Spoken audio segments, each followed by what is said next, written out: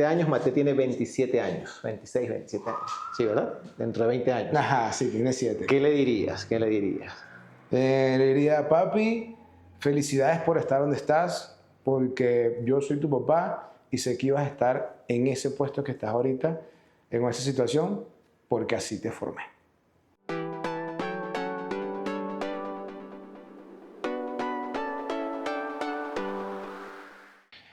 Hola chicos, chicas, bienvenidas, bienvenidos a tu podcast ¿Cómo ser un inmigrante exitoso? La finalidad de este video, la finalidad de este episodio número 2 es conocer la historia de una persona, un gran amigo, de entender y reflexionar un poquito cómo fue su proceso migratorio, qué ha hecho, cómo ha ido creciendo, qué diferencias hay desde que llegó hasta que pudo emprender. El día de hoy, nuevamente, voy a estar con Reinaldo Gómez. Bienvenido, Reinaldo, mi amigo. Y quiero conocer un poquito de tu historia. Hay gente que te conoce, tenemos amigos que te conocen, sin embargo, también sé que hay personas que te quieren conocer o quieren saber un poquito más de ti.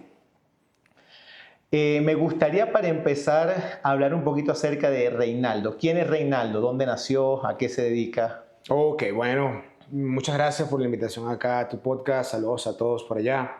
Reinaldo nació en Caracas, Venezuela. Soy oriundo de Caracas, Venezuela. Allá fue toda mi infancia hasta mi adultez, ¿no? Porque me vine a México ya a los 29 años. De familia tradicional, ok. Disfruté muchísimo mi estadía en Venezuela. Uno migra y es como, imagino que ya te habrá tocado muchas personas decir que es divorciarse enamorado, ¿no? Entonces, y eso me trajo acá hasta México. Ok, Reinaldo, a mí me gustaría conocer un poquito más acerca de tu infancia. ¿Cómo fue la infancia de Reinaldo? ¿Cómo fueron sus papás? ¿Cuál fue la primera referencia de amor, de crecimiento de Reinaldo? ¿Cómo fue su infancia? Mira, afortunadamente mi infancia, pienso yo, para mi carácter fue muy equilibrada, ¿ok? Mi papá, un papá estricto y cariñoso, ¿bien? Mi mamá, la típica mamá que siempre te anda cuidando y consintiendo, pero siempre con manos firmes, ¿sabes? Y siempre te llevaban, ¿no? Por un buen camino, como siempre digo yo. Jugaba en la calle, ¿de acuerdo? Jugábamos pelota, fútbol, chapita, con los amigos de la cuadra, ¿no? Cosa que hoy día creo que se ha perdido mucho. Entonces, así fue mi infancia creciendo. Como siempre, sí, muchas familias venezolanas, todos mis años en un mismo sitio, lo que me hizo tener muy buenas amistades a lo largo de todos esos años.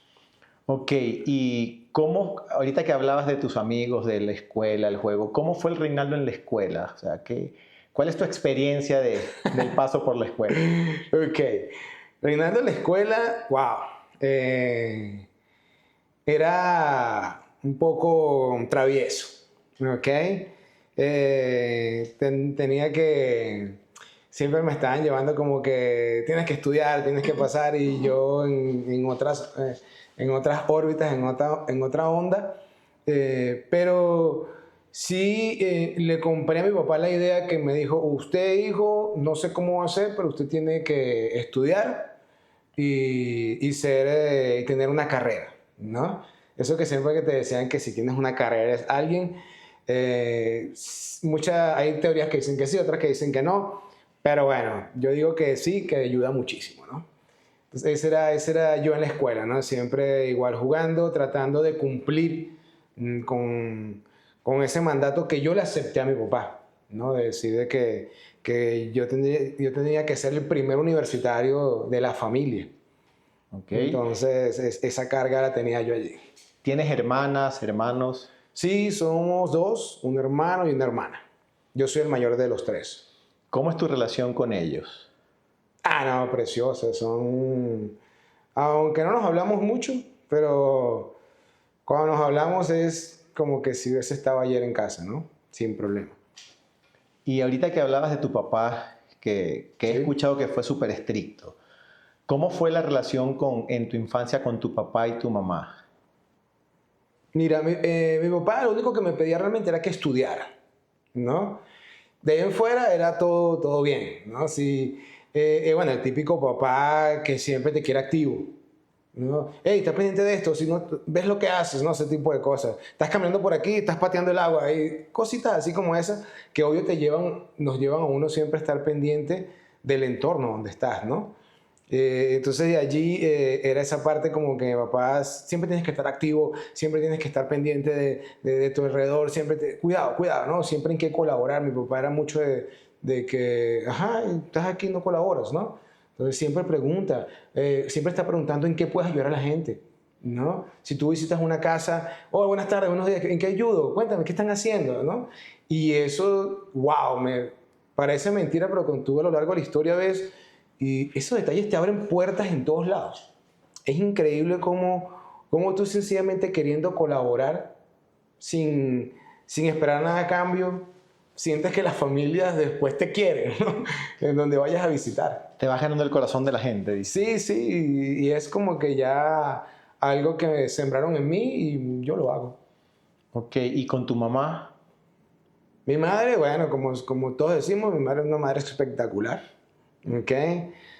Una señora que de verdad me tiene mucha paciencia, ¿bien? Y ella es la mamá que siempre apuesta a ti, ¿no?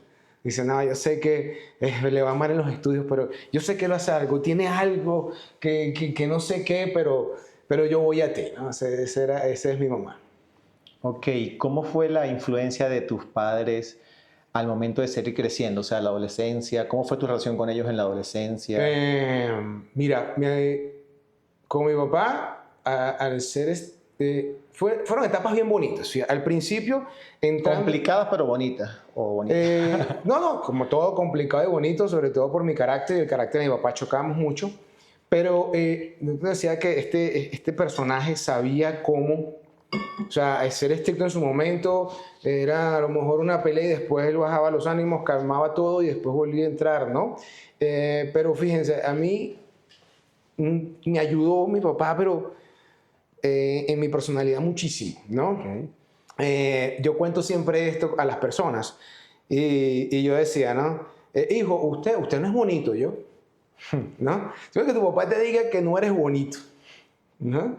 Entonces, yo me quedé así como que, porque estaba entrando en la etapa de la adolescencia donde estaba buscando a las niñas, quería la noviecita, ¿no? Y él sentía que como que no se me daba porque yo andaba triste. Bueno, ¿qué tienes, hijo? Es que le dije a fulanita y no quiere ser mi novia. Entonces un día me llama, ven acá, ¿no? Primero tienes que entender que tú no eres bonito, ¿no? Y me pega mucho y yo me quedo así como que, wow, ¿qué pasa? Pero tienes algo, ¿bien? Que las mujeres se le enamora con la caballerosidad, la mujer se enamora por el oído, se enamora cuando tú eres atento con ellas, se enamora con tu chispa, ¿no? Con tu alegría, con tus ocurrencias, ¿no? Y eso es lo que tienes que practicar, hijo. ¿Bien? Hay muchos hombres feos con mujeres hermosas. ¿Y eso se debe a qué? A la personalidad. Y quiero que eso lo desarrolles. Entonces, mi papá me empodera de una manera tal que me pone a pensar cómo yo puedo ser una persona más abierta, más amable, ¿no? Estar pendiente, o sea, estar atentos de una chica qué es lo que quiere, qué es lo que no quiere, ese tipo de cosas, y de lo cual me da una base súper fuerte para, sin querer queriendo, no para el tema de las novias, que esto rebota en todo. Claro. Mi aspecto de la vida, porque cuando dices, es que depende de mí, ¿no? Y como él ya venía criándome de una forma de que casi que tú eres un guerrero, vamos adelante, vamos acá, entonces depende de mí, me hizo un reto. Para mí los retos son que te encienden, ¿no? ¿Sabes por qué hacía el comentario de complicado pero bonito? Porque en este proyecto que he ido desarrollando desde el año 2018, yo suelo hablar mucho de mí y me gusta cuando la gente se expresa genuinamente, porque ahí está la creencia de que si la relación perfecta, ¿sabes? Que no, con la relación perfecta con tu papá o con tu mamá, y los vínculos son súper importantes. Y en ocasiones creemos que por esos problemitas que tenemos con las personas, no es una relación sana. Y eso va a pasar, o sea, es mi punto de vista. Tú tienes un niño y me imagino que en el crecimiento ¿cuántas veces no has tenido que...? Va lo mismo. Te preguntaría, ¿alguna vez algo que le criticaste a tu papá, te has dado cuenta que lo haces con Matías? En el sentido de carácter, de tienes que hacerlo, o que no te gustaba de tu papá, por Mira, decirlo así. es que, y eso es una de las cosas que hoy día yo incluso le digo a mi equipo de trabajo, ¿ok?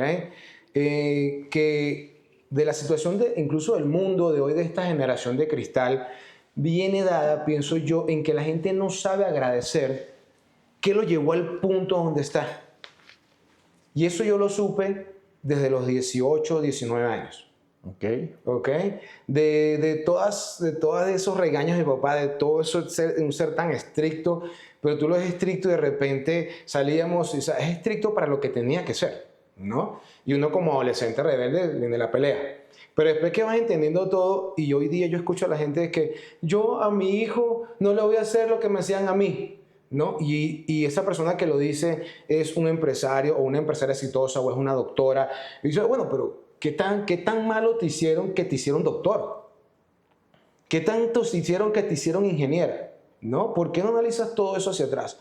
Yo, por lo menos, mi punto de vista lo veo, yo analizo todo desde allí, ¿no? Debe ser esa formación que me dieron de que, bueno, hijo, se agradecido, de que, o te digo, mira, si yo no te hubiese dado la nalgada a tiempo, ¿no? ¿Dónde estuvieras? ¿No? Por decir un caso. Sí, es la época y es el contexto, también es importante, y la personalidad, porque en mi caso éramos tres y a los tres nos trataban de manera diferente. Igual a mí. ¿Ves? Ok, Reinaldo, te quería preguntar, ¿cómo fue tu paso entonces? Ya hablaste de tu adolescencia. ¿Qué estudiaste? ¿Fuiste a la universidad? ¿Qué estudiaste en la universidad? ¿En qué universidad estudiaste? Ok, yo estudié en la Universidad Central de Venezuela. Ok, ahí entré a estudiar educación. Bien, quería pasarme a psicología y estudiaba psicología y educación, pero la psicología la veía como que en mis horas libres me iba a la facultad de psicología, igual de humanidades, me iba a la escuela de psicología y allí me metía en algunas clases, ¿no? Y también vi unas clases de psicología en la Universidad Católica Andrés Bello. Así estuve como un año yendo y viniendo. Entonces, y después me decidí, me quedé realmente en educación. En donde estudié fue en la Central de Educación, era planificación educativa. Y ahí me enseñaban todo el tema de hacer planeaciones académicas, de hacer un currículum, cómo proyectar una escuela, por ejemplo, sacar objetivos generales específicos, hacer un plan de estudio completo. ¿Tienes amigos? Me gustaría conocer un poquito de cómo era el Reinaldo, la personalidad de Reinaldo, la interacción, los vínculos. ¿Tienes amigos todavía de la universidad? ¿Qué recuerdas? ¿Qué anécdotas tienes de ese paso? Mira, de la universidad, tengo más amigos de mi universidad que de preparatoria, ¿no?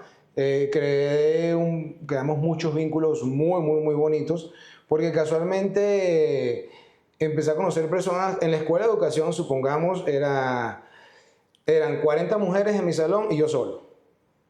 Entonces, en todos los semestres había como 1 o 2 hombres, lo cual nos hicimos muy amigos, ¿no? Esa parte fue muy, muy interesante. Y allí que hicimos que si el equipo de futbolito de la escuela de educación, entonces éramos los mismos del futbolito, del mismo del béisbol, y se generó una amistad muy bonita porque además tenemos valores muy similares, ¿no? Yo hoy día puedo jactar que tengo amigos de 20, 30 años de amistad, ¿no? Y como compaginamos muchísimo, es muy fácil la convivencia. Una pregunta, ¿por qué estudiaste educación? ¿Qué te llevó a decidirte por educación? Ok.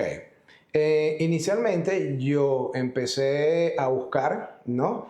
Que si el tema de administración, quería estudiar administración, pero todo iba por promedio. Mi promedio era bajo, ¿no? El promedio es el del liceo. El promedio del liceo de la secundaria para la universidad era bajo. Pero de todos modos, en esa época, entrar a la Universidad Central, yo quería estudiar allí, era muy complicado para cualquier carrera. Y me dice un amigo, mira, están ofreciendo esta parte en educación donde está esta área que es planificación educativa, que te permite después allí trabajar como en direcciones de universidades, direcciones de colegios, hacer planes educativos, ese tipo de cosas. y me llama la atención porque él estaba estudiando esa parte junto con en recursos humanos.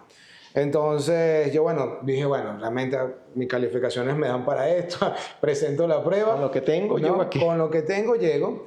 Y en ese momento había, en la universidad, tú podías, después que entras a una carrera, podías pedir cambio a otra. Entonces, educación, en la central, en una carrera puente que le llamaban, ¿no? Donde muchos entraban por allí, sacaban buenas calificaciones y después pedían cambio a otra carrera, ¿no? Y esa era la idea, ¿no?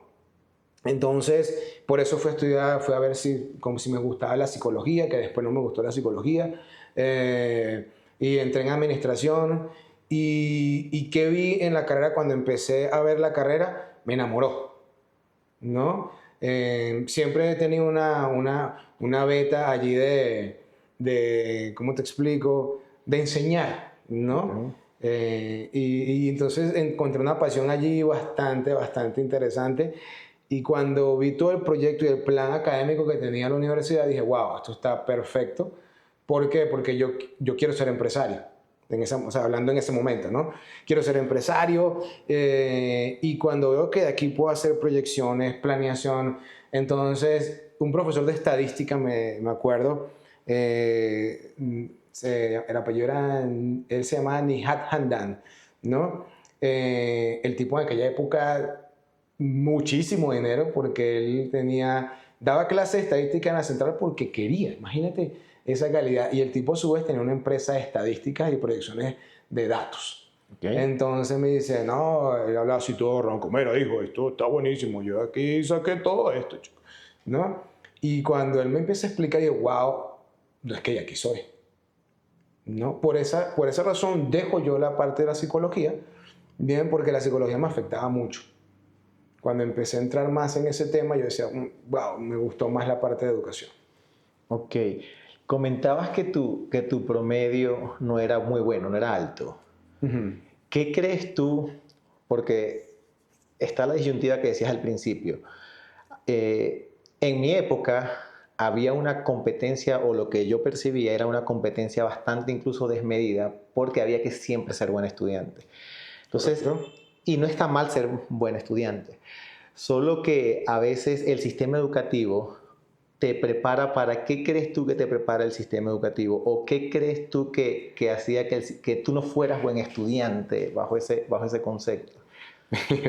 Es que, bueno, yo, por ser de educación, mi opinión es que el sistema educativo nos enseña a solo seguir como borregos órdenes, ¿no? Y había muchas cosas que bueno, yo en aquella época le preguntaba a los maestros, ¿y por qué estás así? ¿Y por qué estás así? No, pero es que yo no, o sea, yo por ejemplo no podía estudiar, formación moral y cívica, porque yo vi esa materia tan inútil, que decía, estoy gastando tiempo en mi cerebro. ¿Por qué la veías inútil? O sea, porque, o sea, no sé si es que la maestra la vio inútil, o sea, pero yo decía, lo que yo veía en esa clase es lo que yo tenía en casa. Ok. ¿No? O sea, yo decía, esto ya lo veo a diario, esto no entiendo de que tienes que ser moral. Yo decía, no, pero es que te pongo una historia. Tenía 7 años en kinder, fíjate cómo marca las cosas. Yo llego con mi papá está en el mueble, fíjate cómo me acuerdo, yo me acuesto arriba de mi papá, saco un carrito que venía del colegio y el carrito me pongo a jugar en el pecho y mi papá me dice, ¿qué es eso? Yo, un carrito. ¿De quién es ese carrito? ¿No? De un amigo que me lo prestó. No, aquí usted no me trae nada de eso. Vamos mañana a la escuela y usted devuelve el carrito. Mi papá fue conmigo. Y yo le devolví el carrito. ¿Y usted le prestó el carrito a mi hijo? Sí. Ok, hijo, bueno, vamos, adelante. ¿No? Fue a verificar que no me había robado el carrito. No, está bien. Y está bien porque tú tuviste esa suerte. Correcto. Tú tuviste esa suerte. Yo lo digo porque el sistema educativo muchas veces también nos cuarta, por decirlo así. O sea, lo que decías, te enseña más a obedecer y que a pensar incluso. Correcto, sí, totalmente. Y, ok, terminas tu universidad, sí. ¿Cómo fueron tus referencias laborales? ¿Dónde empezaste a trabajar? Empezaste en Venezuela, ¿verdad? Sí, en Venezuela. Yo trabajaba, mi papá, teníamos, la empresa de mi papá, bueno, era emprendedor siempre, y él era armero, ¿no? Teníamos una armería, Y mi papá vendía armamento deportivo, casa deportiva, defensa personal, todo ese tipo de cosas. Y yo, bueno, prácticamente me crié con todo eso. A lo cual yo hacía cursos de, de la parte de defensa personal con armamentos. Entonces fueron como mis primeros trabajos, ¿no? Mis primeros trabajos, yo me iba con mi papá, vendíamos el armamento, yo desarmaba los armamentos, le enseñaba a las personas cómo armarlo, cómo desarmarlo, cómo manejar no sé, la pistola, si se puede decir, escopeta, etcétera, etcétera, y cómo utilizarla en tiro deportivo, ¿no? Cómo irnos en cacería, después volver cómo desarmar, cómo armar, y ahí me pagaba mi papá, ¿no? Entonces eso fue mi trabajo tanto en la universidad. Ya cuando salgo de la universidad empiezo yo, bueno, yo ahí tenía otro trabajo también, que era con un amigo y una empresa de recursos humanos en esa época, y trabajábamos también a la par, trabajábamos con el tema de capacitación de personal, ese tipo de cosas con las empresas de recursos humanos, ¿no? Y de allí ya titulándome, bien, empieza el proyecto de que te das cuenta o te enteras, bien, que tu vida empieza, ¿no? Porque en mi época me decían, eres universitario y ya eres alguien en la vida, ¿no? Cuando te das cuenta que te titulas y que no es que eres nadie, es que el tema, tu vida está empezando, ¿no? Entonces tú dices así, ok, otro golpe más en tu vida y que vamos a empezar. Bueno, o sea, así es la vida, la resiliencia. Yo no sabía de esta palabra resiliencia hasta hace, bueno, pocos años atrás, pero en aquella época ya era resiliente con mi vida. Y de allí entonces entré, de ahí fue un shot corto, entré en una escuela a dar clases, ¿no? Y en la tarde trabajaba con mi papá. Entonces, y después de ese proceso viene el tema de, bueno, de Chávez, ¿no? Quiebra la empresa de mi papá, no la quiebra, se la cierran, ¿no? Una empresa ya de 20 y pico de años, quitan todos los permisos de un día para otro. Y bueno, yo me quedo trabajando con la parte de educación. Y de allí viene la evolución después de venirme a México. Ok. ¿Cuándo tomas la decisión de emigrar? Tomo la decisión de emigrar cuando me roban el carro. O sea, pero lo habías pensado en algún momento. No. Cuéntanos parte de eso. ¿Qué pasó? Fíjate, en aquella época... ¿Hace ¿no? cuánto tiempo fue? Bueno, yo llegué, eso fue en el 2003. Yo a México 2003. llegué en 2003. Ok, eso yo a es México importante. llegué en el 2004. ¿Ok? Yo venía viendo que la situación en Venezuela con el tema de Chávez venía mal, muy mal, ¿no? De hecho, por mi misma carrera ya empiezo a hacer proyecciones, ¿no? Tanto educativas, proyecciones económicas, a nivel estadístico, y wow, esto cada día va de mal en peor. Entonces, pero bueno, vamos a esperar a ver qué pasa, como siempre decíamos. Y yo dando clase, ¿no? Un día salgo, ¿no? Y veo que ay, me robaron el reproductor, ese tipo de cosas, me reparan mi cosa. Y en aquella época, mi novia viene a México, ¿no? La que hoy es mi esposa. Viene a México y está trabajando en una escuela de inglés que es de un familiar de ella, ¿no? Entonces, y ya, bueno, ella se vino para acá. No, oye, todo acá en México perfecto, todo muy bonito. Ah, bueno, qué chévere. A la siguiente semana, no, estaba terminando ya como, mentira, eso fue en febrero, ¿de acuerdo? Viene y llego yo a mi trabajo, 7 de la mañana, cuando salgo a la 1 de la tarde, no está mi coche. El carro, ¡pum!, se fue. Desaparecido. Allá nos estacionábamos afuera del colegio, pero había siempre había un vigilante afuera, a lo cual eso fue un problemón porque ya te imaginarás yo que no le dije al vigilante, ¿no? Si estás aquí afuera, ¿cómo se roba mi coche? Y dije, hablando con mi novia, le digo, mira, me quiero ir, ¿no? Y dice, bueno, pero ¿por qué no te vienes acá? Ya ella estaba aquí en México. Ella estaba en México. Okay. Estaba haciendo las pruebas, o sea, estaba ya trabajando momentáneamente en la escuela de inglés. Entonces, ¿por qué no tienes acá? Porque acá los vendedores ganan muy bien. Fíjate que un vendedor, al cambio, en aquella época, en un mes estaba ganando $2,000, que era un montón de dinero, no sé, bueno, 40.000 pesos, 50.000 pesos acá a la fecha, pesos mexicanos. Y yo decía, wow, sí, me parece bien. ¿Y cómo ves México? Me parece perfecto, ¿no? Aquí el tema está en que ella le dice al dueño de la empresa, ¿no? Que es su primo hermano, y obvio, no va a querer que yo me venga.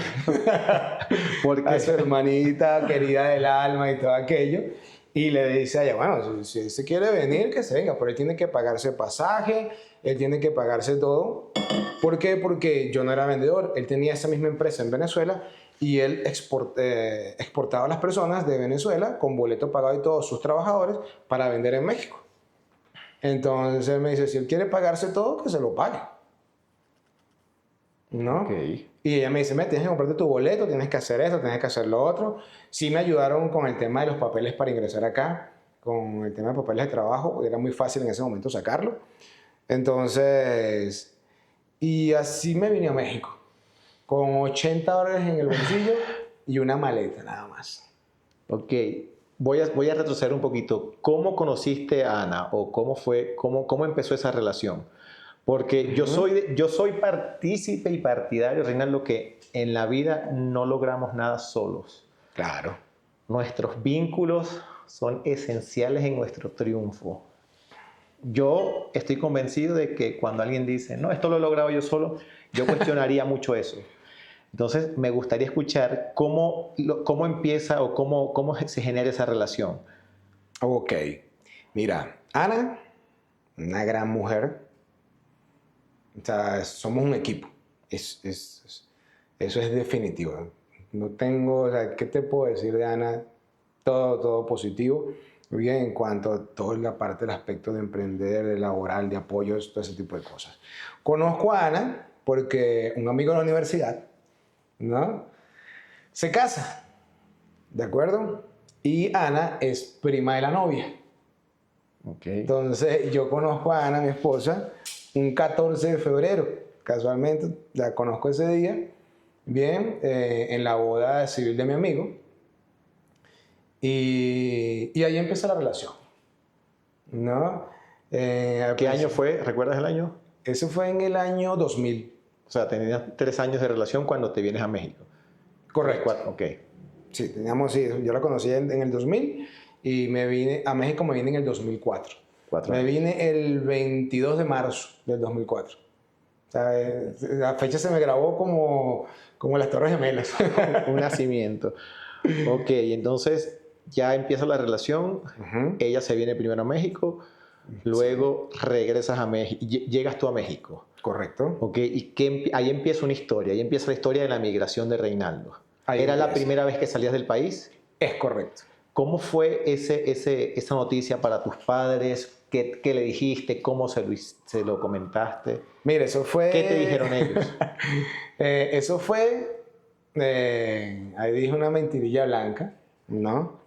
¿Por qué? Porque mi papá tenía muchos contactos en Venezuela. Bien. Y yo digo, mira, me voy a México. ¿Pero cómo que te vas a México si aquí tienes todo? No, papá, es que no consigo trabajo acá como yo quiero. No, pero es que acuérdate que yo tengo un amigo mío que es general, que está en el Ministerio de Educación y te vamos a meter en el Ministerio de Educación. Yo, papá, imposible. O sea, no puedo. O sea, yo iba allá a ese ministerio y de verdad me daba mucha mala vibra. O sea, yo no era de eso. Yo vi a la gente sentada en un escritorio afuera, y un escritorio, buenas tardes, ¿cómo estás? Pasa adelante. No. O sea, eso me daba urticaria, no podía. Y no estaba con mi pensamiento, porque en aquella época decía, no, yo quiero ser un tipo exitoso, quiero tener mi empresa, quiero ser mi propio jefe. Todo ese evento como que lo que uno empieza, ¿no? Y ese no es el camino. Así me consiguieron un excelente puesto, ¿bien?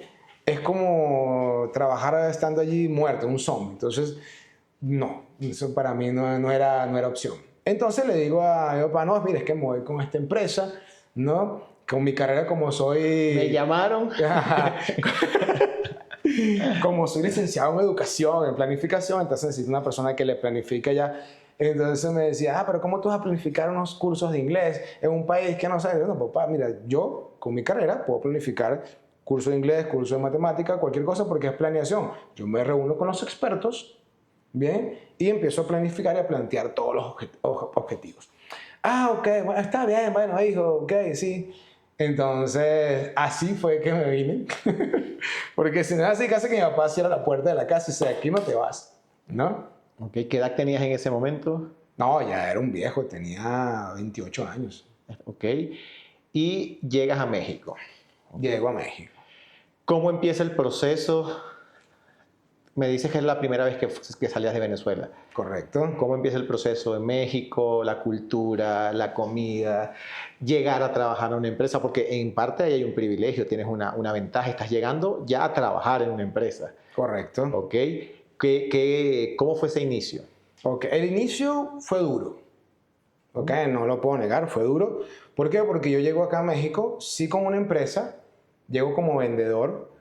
En ese momento no había sueldo, era pura comisión. Ok. A lo cual vendías, comías, no vendías, no comías. Ok. ¿No? Fue mi primer confront. Bien, ¿por qué? Yo en Venezuela tenía auto, tenía tarjeta de crédito, o sea, estaba yo perfecto, no tenía ningún tipo de problemas. Bien, y llego acá, ¿no? A trabajar como vendedor. Bien, en aquella época te decía, bueno, está bien, es que por Chávez yo me voy, ese tipo de cosas. Y empieza el primer traspiés que uno se mete, ¿no? Yo, como estoy acá en la calle vendiendo, yo soy un licenciado, aquel tipo de cosas en donde yo decía, bueno, ya va, ¿no? Esto al segundo, tercer mes, ¿no? Ya la cosa no estaba tan bien, ¿no? Y empieza esta parte que hablabas con tu familia, ¿y cómo te va? ¿No? Yo bien, papá, ¿no? Mi mamá, hijo, ¿cómo te va? Dime la verdad. No, todo bien, todo bien. Entonces, como en aquella época no había videollamadas, no te podía ver que había adelgazado como unos 15 kilos. 15 kilos en un mes. Entonces, no, ya como el tercer mes, ¿no? Y empieza ese confronto hasta que un día digo, ya va, ¿no? Leyendo, creo que era el libro Padre Rico, Padre Pobre, ¿no? De repente me viene un flash y digo, wow, ¿ok? Mi carrera la tengo como un impedimento o como un impulso, ¿no? Y ahí entendí que tuve que tomar mi carrera como lo que es, como una herramienta para la vida, ¿no? No como un eslogan o un sticker en mi frente. Entonces allí empieza el cambio. Yo soy bastante creyente de Dios, ¿no? Y yo un día, más esta anécdota es, para mí, fue el parteaguas de quedarme en México. Un día yo vivía en la Colonia del Valle, ¿no? Y yo ese día tenía en mi bolsillo 7 pesos. No tenía más dinero. ¿Ok? Me bajo del metro en eje 5, bien, en el metro San Antonio, línea naranja. Me bajo y no había comido nada en todo el día. Ni siquiera en todo el día, sino en la cena. Bien. Y después llego yo a la estación del metro y digo, tengo demasiada hambre. De la estación del metro a mi casa, donde me estaba quedando, eran como unas 10, 12 cuadras caminando, ¿no? Entonces, agarré la pregunta así, o como, o me voy a empezar, ¿no? ¿Qué tengo en la casa? No tengo comida. ¿Cómo? ¿Qué como? ¿Qué comes con 7 pesos? ¿No? Y decía, bueno, hago así, veo a un señor con un sombrerito a esa hora de la noche, ya eran como las 9 de la noche, con tacos de canasta, ¿no? Y creo que los tacos de canasta costaban, eran 3 tacos por 6 pesos, ¿entiendes? Me acuerdo más o menos cómo era eso. Sé que era con eso me alcanzaba para comer unos tacos. Llegó el señor, cuénteme qué tiene. No, mijo, me quedan nada más tacos de chicharrón, ¿no? A esa hora de la noche, tacos de chicharrón, fríos, ¿no? El hambre era tanta. Yo, nada, para acá, me voy caminando.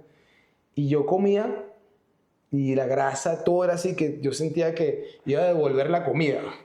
Pero el hambre era tan fuerte Qué ganaba el que, vamos para adentro. Me como mis 3 tacos y ya me voy caminando. ¿Ok? Y en esa voy pasando, empiezo a caminar, la presión mía era, yo tenía mucha presión porque yo decía, o sea, yo, antes de ese momento de quebrarme, ok, yo decía, yo a Venezuela no puedo volver, ¿no? Yo sentía que si yo volvía a Venezuela, era un fracasado, como estaba volviendo. Todos mis planes, no tenía, o sea, iba a sentir que no tenía palabra, bro. O sea, imagínate lo fuerte de eso. O sea, implicar regresar a Venezuela es como llegar a un hombre destruido. ¿Ok?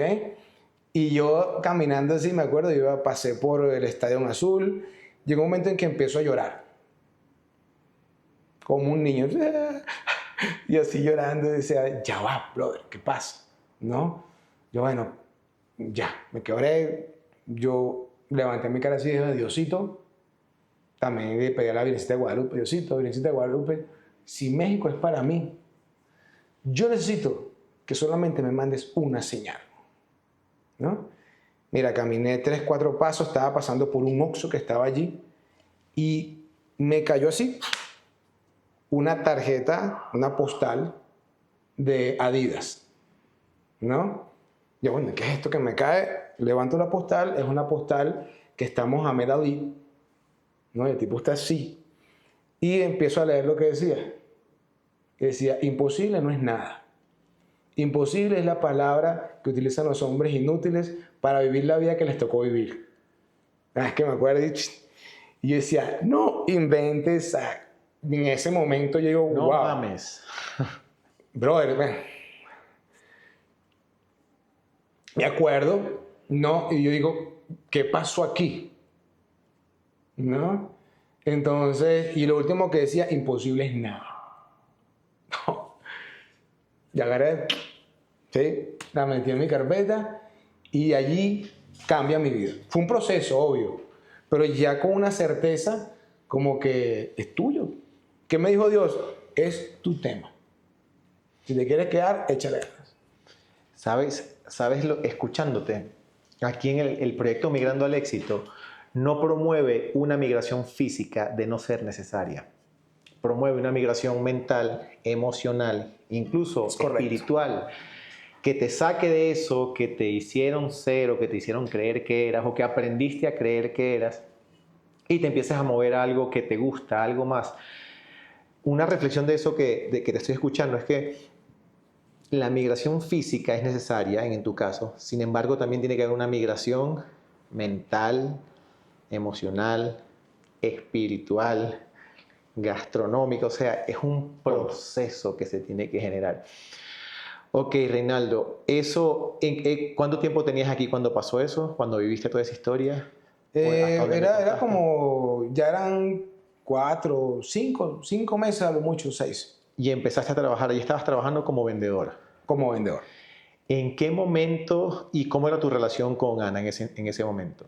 Bueno, en ese momento Ana no estaba en México, ella vino a trabajar y se retira y yo me quedo en México trabajando. Ok. ¿No? Entonces, ella me dice, mira, ya yo cumplí aquí mi tema de trabajo con esta empresa, me voy a regresar. Ella iba a terminar de estudiar, de graduarse, por lo cual más o menos me iba a quedar yo aquí igual trabajando como por medio de un año más o menos. Un año. ¿Qué pasa? ¿En qué momento empieza a generar frutos esa parte de vendedor? ¿Cómo pasas a promover tu emprendimiento y ese tipo de cosas? Ok, fíjate. Ya como empiezo este proceso de cambiar tu mentalidad, o sea, empiezo a estudiar libros de autoayuda, empiezo a conocer otras personas, que sí, Miguel Ángel Cornejo, Robert Kiyosaki, así empiezo yo a leer y decir, bueno, ¿cómo me nutro yo de algo que para mí era completamente desconocido? Bien. Como el tema de estar en un país que ni conozco, la comida, o sea, a mí me picaba cuando llegué a México, me picaba hasta los tacos que hacían sin picante. Sí, sí. ¿No? O sea, hazme un taco así de bistec sin picante, pero la plancha ya tenía picante y aunque hoy día no pica nada, ya eso ya te picaba. ¿Sabes qué pasa? Que yo viví ese proceso y muchas veces yo pensaba que era que los mexicanos te decían no pica para que a ti te picara. Sin embargo, no es así. Hoy me doy cuenta, ya yo tengo 10 años acá y yo como picante. Y me doy cuenta, cuando ahorita que fui a Venezuela, que familiares, ¿esto está picante? Y yo, no está picante. Sí, ya te acostumbras, claro. se acostumbra a tu Sí, paladar. sí. Entonces, bueno, de allí ya ese proceso empiezo yo a cambiar, ¿ok? Empiezo yo a meterme realmente en el tema de que, bueno, brother, analiza bien, vamos a empezar a hacer las ventas, ¿no? Teníamos las juntas de venta en la empresa, yo preguntaba, me ponía abusado con los tipos de cierre, entonces me ponía a escuchar cómo hacían los cierres y empezaba a analizar bien, y allí ese confront que yo tenía me volvió a llevar a mi origen.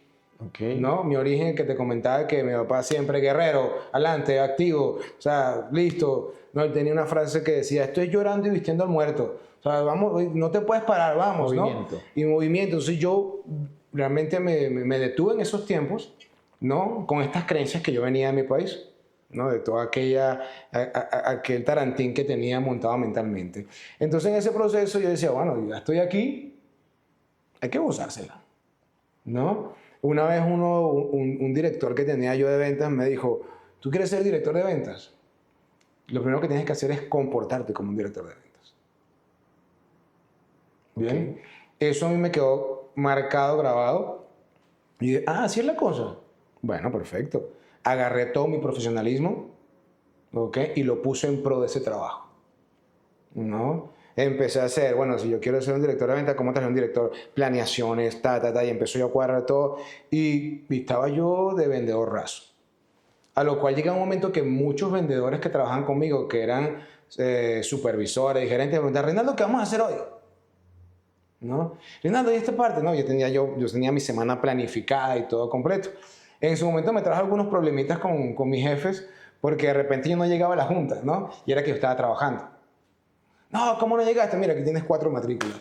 Ah, bueno, ok, sí, siga adelante, ¿no? Pase, no pasa nada, ¿no? Y allí empezó ese proceso. Yo decía, bueno, ahora mi mentalidad dentro de la empresa es que yo quiero ser el que más vende. Bien, ¿cómo hago que ser el que más vende? Porque yo si quiero montar una empresa, si quiero hacer esto, tengo que aprender a vender, ¿no? Que eso también lo aprendí aquí. Bien, si el que quiere ser emprendedor, lo primero que diría es que tiene que aprender a vender. No, si no, ni se mete en ese lío.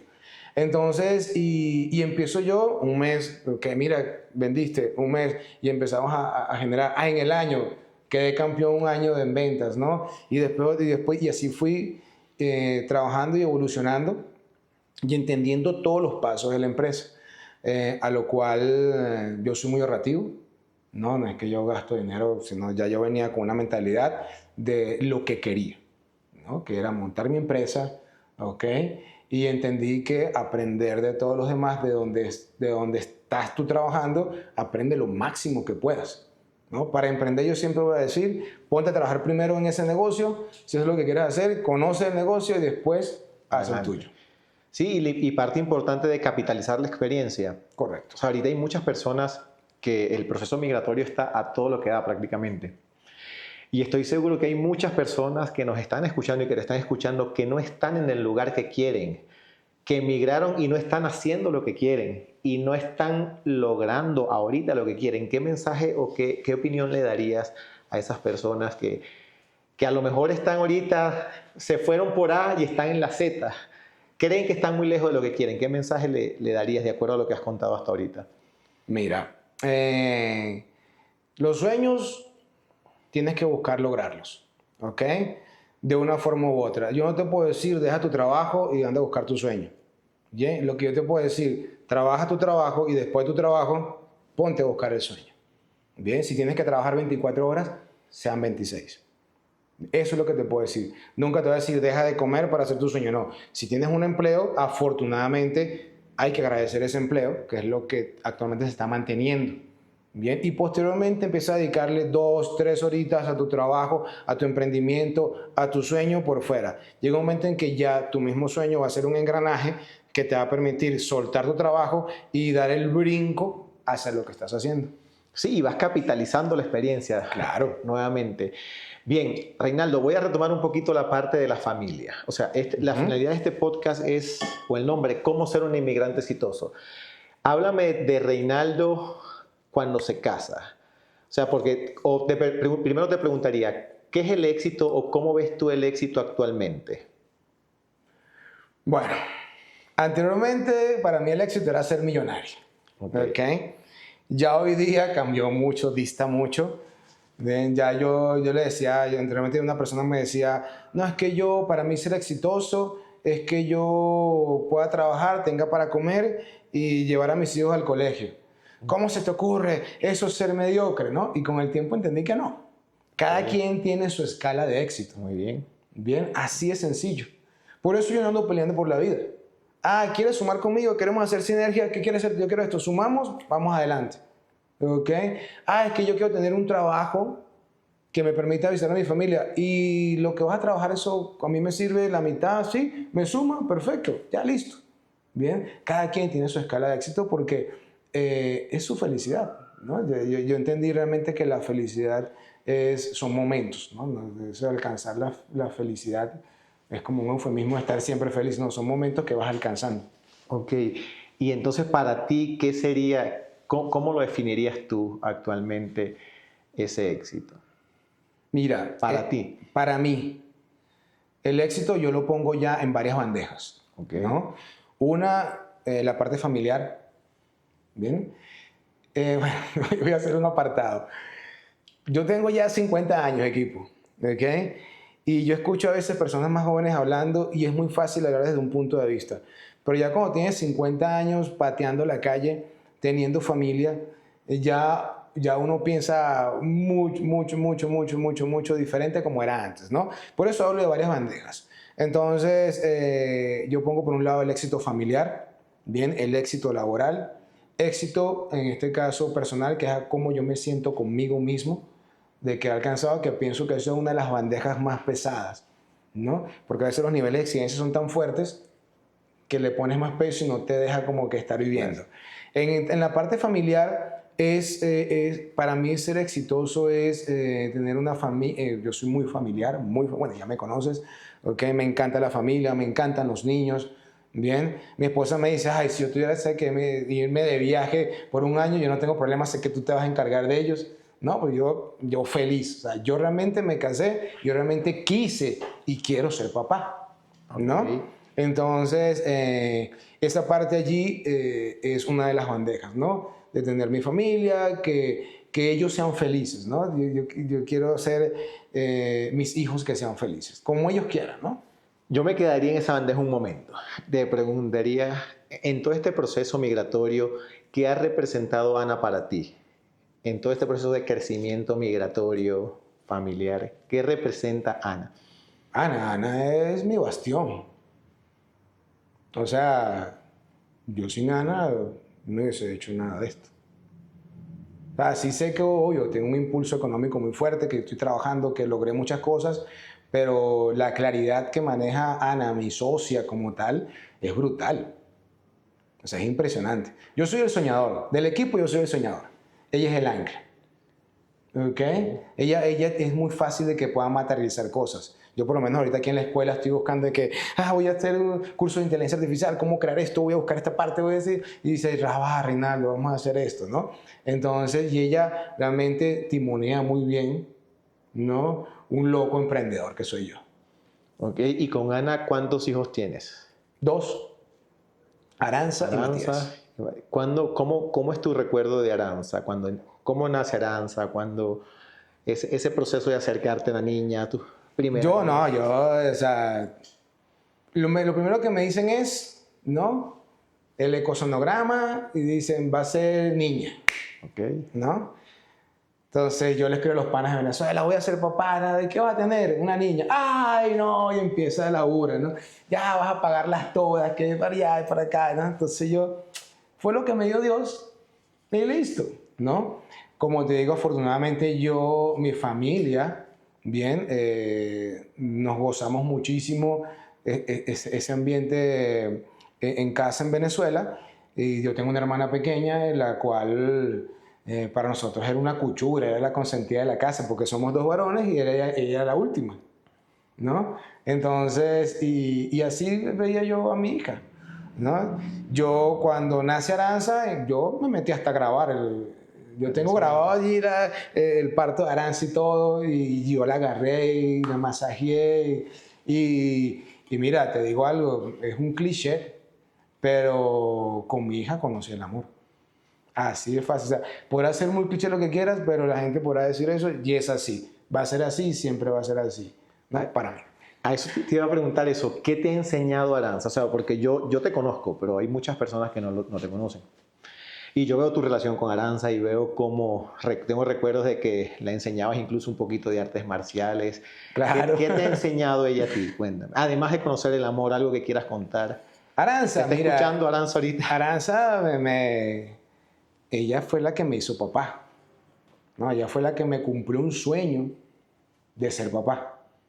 Porque mi papá me enseñó, me dijo, hijo, los genes que tú dejas al mundo, ¿ok?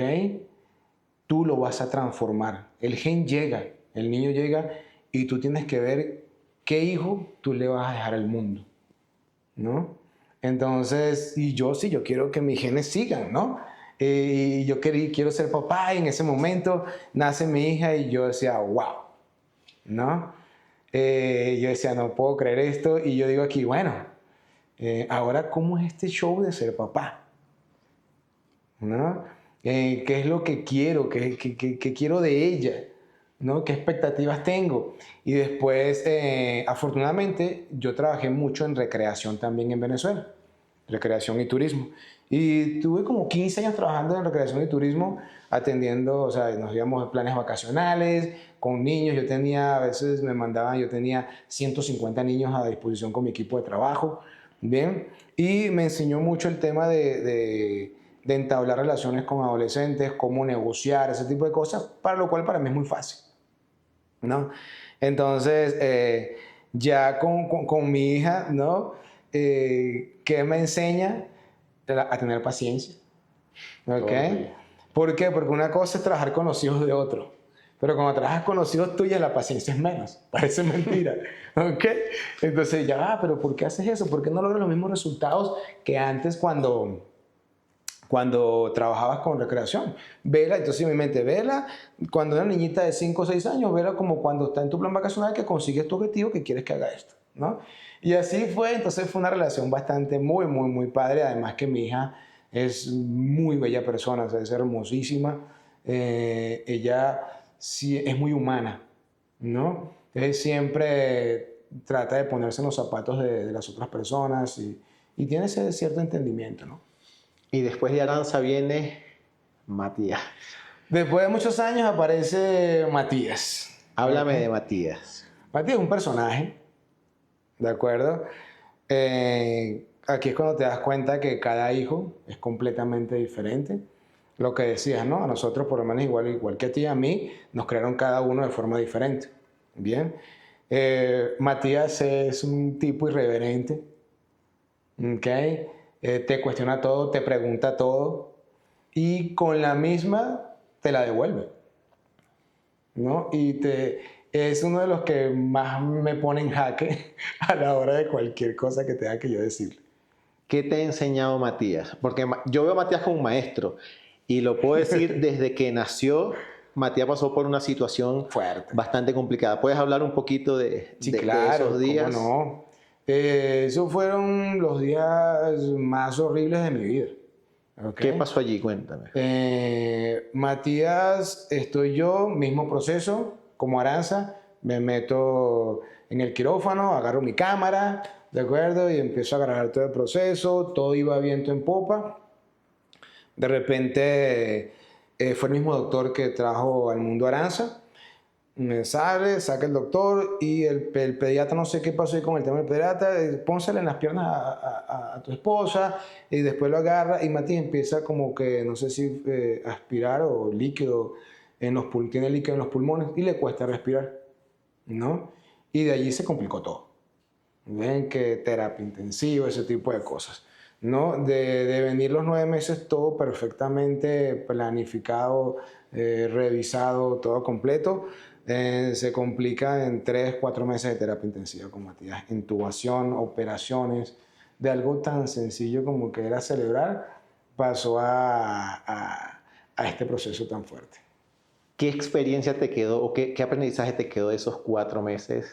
Porque yo tengo mi percepción de ese evento, tuya y la tengo de Ana, pero tú, que fue quien lo viviste, ¿qué aprendiste? ¿Qué te quedas de esos 4 meses con un bebé de un día de nacido en terapia intensiva? Bueno, fíjate, sucede ese caso, ¿de acuerdo? Y yo estoy en el hospital, estoy en terapia intensiva, todavía estoy en la nebulosa.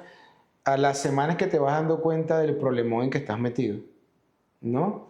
Porque tienes a tu hijo en una burbuja, ¿no?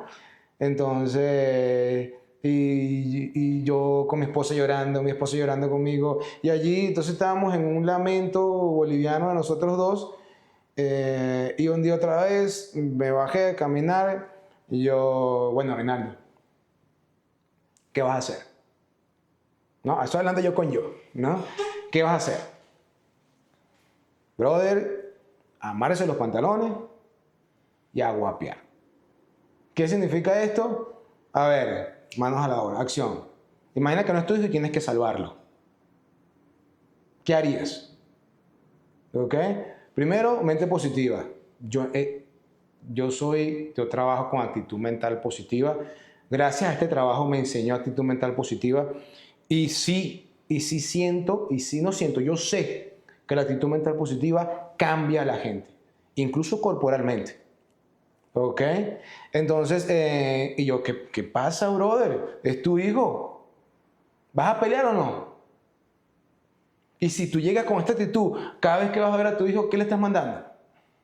No, vamos, para arriba. Vas a llorar en la azotea y después te devuelves contento. Vamos, pero vamos a meterle fuerte. Llego con mi esposa, mi vida, Matías se salva. Se tiene que salvar porque se va a salvar. ¿Ok? Y quiero que tengas esa actitud. Cada vez que te metas allí es una risa, es un abrazo. Vamos a hablarle. Hijo, para adelante. Eso es lo que vamos a hacer. ¿Ok? Vamos a dejarnos de esto porque nosotros no somos así. Ana y yo nunca hemos sido de estar lamentándonos.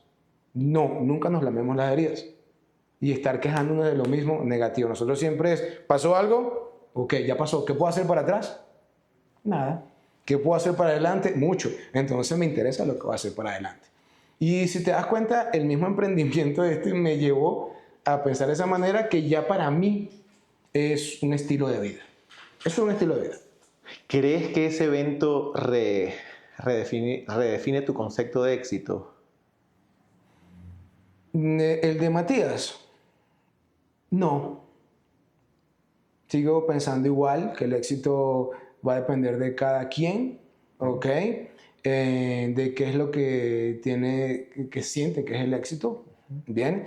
Y cómo afrontas cada situación, ¿no? El tema es cómo afrontar cada situación. Yo pensaría hoy día, si junto todas estas bandejas, ¿qué es el éxito para una persona? Yo pienso que es tratar de ser el ser humano más adaptable posible ante situaciones adversas, ¿no? Que son parte de estar vivos. Exactamente. Lo único en la vida constante es el cambio. ¿Qué mensaje le das a Matías que te está escuchando por aquí? Imagínate 20 años, pasaron 20 años, Matías tiene 27 años, 26, 27 años. Sí, ¿verdad? Dentro de 20 años. Ajá, sí, tiene 7. ¿Qué le dirías? ¿Qué le dirías? Le diría, papi, felicidades por estar donde estás, porque yo soy tu papá y sé que ibas a estar en ese puesto que estás ahorita, en esa situación, porque así te formé. Aranza, no se nos vaya a molestar. Aranza, mi negra, che, ¿qué te puedo decir? Yo para mí, tú tienes la vida ya hecha, bien, por tu forma de pensar y tu forma de ser. Tu disciplina es impresionante, mi amor, y yo sé que esa disciplina te va a llevar a donde tú quieras, ¿de acuerdo? Es como que, y a veces, y te puedo decir, mi amorcito bello, que si tú sientes que te he dejado, ¿no? Por atender al cachorro, tú sabes que te amo, ¿ok? y son etapas diferentes que tienes tú y tu hermano, pero como creo que ya lo sabes, siempre vas a contar conmigo. Bien.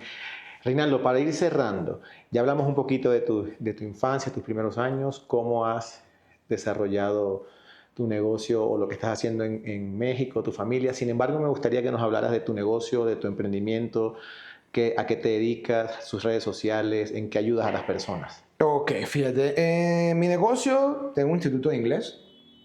¿Cómo se llama? Se llama Tell English. En las redes. Redes sociales igual Tell English. Mi página web es www.tellenglish.com. Igual en Instagram, Tell English. En Facebook también y TikTok. Ven, nos dedicamos a la enseñanza del idioma inglés. Lo que buscamos siempre de mi parte, y es mi vocación, ¿no?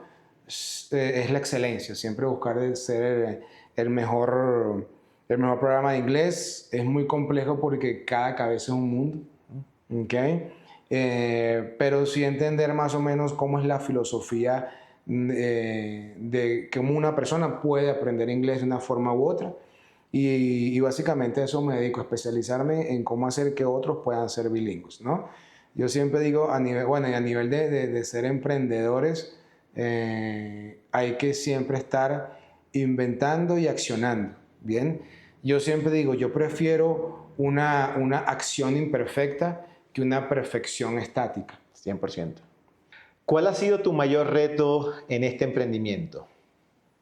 Mira, en este emprendimiento, mi mayor reto todavía no lo he tenido. Mi mayor reto es el día a día de que la empresa esté funcionando. Eso lo entendí porque cada vez que tú sientes que logras algo, como que yo no sé qué sucede. Son mesetas, ¿sabes? Yo no sé qué sucede, que te vuelve a mandar otra cosa más grande. Entonces ya yo te digo sinceramente, cada día es un reto, ¿no? Tener el business trabajando, que la gente quiera estudiar contigo, ese realmente es el reto, ¿no? Que los detalles hagan de tu empresa algo grande. Acuérdate que si una marca no marca, no es marca. Ok, algo que yo admiro de ti, de Ana, y de todo este proceso, yo tengo mi emprendimiento de Migrando al Éxito, de capacitación. Claro. Y como bien lo dice, son mesetas, subidas, bajadas. ¿Y ustedes se han mantenido por cuánto tiempo? ¿Cuánto tiempo tiene un emprendimiento de unos inmigrantes en el extranjero? ¿Cuánto tiempo? Mira, acá nuestro emprendimiento, bueno, va un poquito de historia. Ana y yo compramos la empresa en la que llegamos nosotros acá a trabajar. Ok. Esta empresa, después de 4 años, el dueño de la empresa decide retirarse de México. Y yo digo, pero ya tenemos el know-how. Y compramos la empresa. Bien, y de allí empezó este emprendimiento que realmente no fue como que un golpe muy fuerte, porque ya teníamos el know-how completo. Es como que ya es de nosotros lo que veníamos haciendo desde hace tiempo, ¿no? Teníamos ya el dinero, la capacidad económica. Esa capacidad económica que tuve al momento de comprar la empresa fue precisamente por las ventas, ¿no?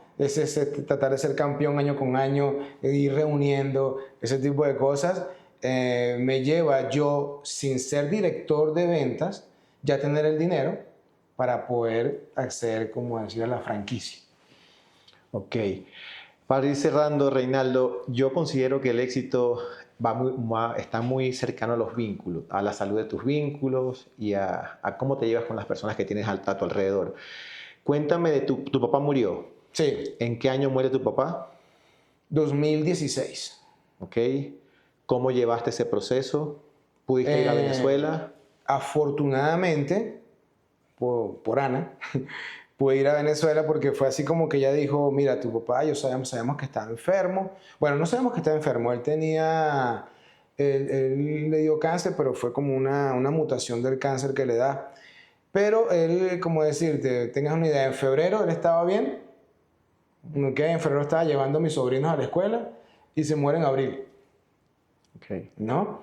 Entonces Ana dice, mira, algo está pasando porque mi papá es el ser que te llamaba todos los días, ¿no? Y cuando no te llamaba, yo le llamaba, mira papá, ¿qué pasó? No, es que tu mamá está diciendo que te estoy molestando. Y yo, no papá, en tu vida me vas a molestar. Llámame a la hora que sea, que incluso estoy en una reunión y yo me salgo y te atiendo. ¿Ok? Entonces Ana me dice, mira, tu papá no ha llamado en estos días, ¿qué pasó? ¿No? Yo llamo, mi papá, no, que lo llevaron al hospital, que está como, le dio algo y está enfermo. Ah, ok, perfecto. Y después Ana me dice, mira, vámonos para Venezuela. Casualmente estaba entrando Semana Santa, algo así, y me voy a Venezuela. Cuando llego a mi casa, veo a mi papá, yo, wow. Mi familia debe ser que, como lo tenía ahí todos los días, no se ha dado cuenta del deterioro. Yo, no, esto está grave, ¿no? Entonces tuve la fortuna, porque sí tuve la fortuna de estar con él hasta el día que se fue, ¿no? Y viví todo el proceso con él, de lo que hubo de las quimioterapias, los cuidados paliativos, ¿bien? Y ya lo último, mi papá se va y está toda su familia alrededor de la cama, todos agarrados así con él. Mi papá hace así, casi que chao, y se muere con una sonrisa. Ok. ¿Algo que recuerdes a diario de él? Todo. O sea, que si tú vas a, fíjate en esta entrevista, muchas de las cosas que te he dicho, está Felipe por medio. ¿No? Es una cosa que una vez me dijo mi hermana, que yo llorando con el tema de mi papá, porque yo creo que de los tres yo fui el más pegado con él, pero como trabajamos juntos, incluso aunque peleábamos tanto, ¿no? Trabajábamos con el tema de las armas y era viajando por toda Venezuela. Entonces ella me decía, hermanito bello, yo le decía, hermana, quiero abrazar a mi papá. Me dice, hermanito bello, vete a un espejo y abrázate. Tu hermana te dice eso. Mi hermana me dijo eso, vete a un espejo y abrázate, porque somos sangre de su sangre. Ok, no, súper bonito. ¿Y con tu mamá? ¿Tu mamá sí está viva? Mi mamá está viva, ¿Qué le dirías a tu mamá? a mi madre, que la amo con todo mi ser, que igual que mi papá, ella, tú eres mi apoyo, madre, ¿ok? Eres esa persona que está tras bastidores, que con una sonrisa, con una palabra, curas, madre bella, te amo. Ok, Reinaldo, como mensaje final, ¿qué le dirías o un mensaje a todos esos chicos y chicas que están ahorita iniciando un proceso migratorio o tomando una decisión trascendental en su vida? ¿Qué sugerencia le podrías dar que se sienten ahogados, frustrados, que viajaron, que emigraron, que no tienen que comer, que le están pasando difícil como le hemos pasado casi todos los que hemos migrado? ¿Qué le dirías? Número uno, que si tu mente está clara, ¿ok? Todo va a pasar. Bien, todo va a pasar si accionan. Nunca, nunca desde la inacción. Bien, siempre pónganse a trabajar en pro de algo. ¿De acuerdo? Migrar, primero ya migrar es difícil. Bien. Y como dice Héctor, importante la migración tanto física pero mental.